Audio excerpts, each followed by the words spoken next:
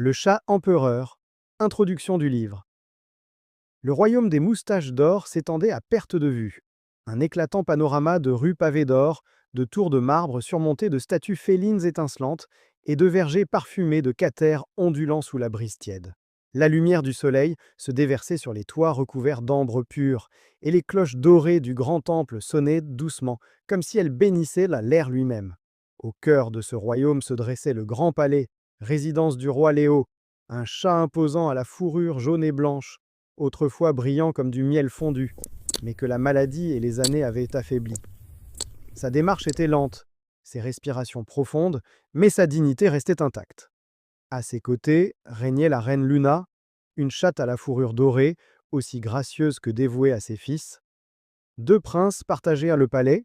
Frodon, noble et lumineux, portait une robe harmonieuse mêlant blanc et or, reflet parfait des couleurs du royaume. Milo, son demi-frère, avait le pelage noir comme la nuit, zébré de rares touches dorées. Ses yeux brillaient d'une curiosité inquiète et d'un sentiment diffus de ne pas appartenir à ce monde. Souvent, Milo errait sur les hautes terrasses, contemplant la mer sans fin de chats dorés qui peuplaient dans les rues. Depuis toujours, il savait qu'il était différent.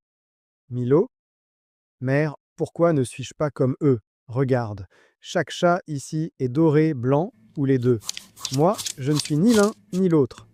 Luna, doucement, mon fils, ta fourrure est un don. Elle te rend unique, comme un ciel de nuit effleuré par l'aube. Milo. Réponse poétique, mère, mais pas la vérité.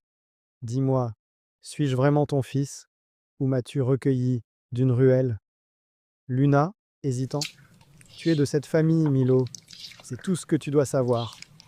Ses mots étaient tendres, mais Milo sentait une ombre derrière son ton. Le roi Léo, qui écoutait en silence depuis son trône, détourna le regard sans rien dire. Fureur au jardin. Les jardins du palais, jadis apaisants, semblaient à présent brûler de la colère de Milo. L'étang aux poissons dorés scintillait sous le soleil, mais lui ne voyait que rouge. D'un bond, il se jeta sur Max, griffes dehors. Le vieux chat n'eut pas le temps d'esquiver. Les griffes de Milo lui entaillèrent l'épaule, laissant perler un rouge vif sur les dalles de marbre. Les gardes accoururent, mais Max leva une patte pour les retenir. Max, haletant. Frappe si tu veux, cela ne changera pas qui tu es. Milo. Je te ferai ravaler tes mots. Max. Même dans ta rage, tu me donnes raison. Les griffes obscures couleront peut-être dans ton sang, mais seule l'humilité pourrait te sauver, si tu l'as choisi. Milo resta figé, haletant. Au loin, le roi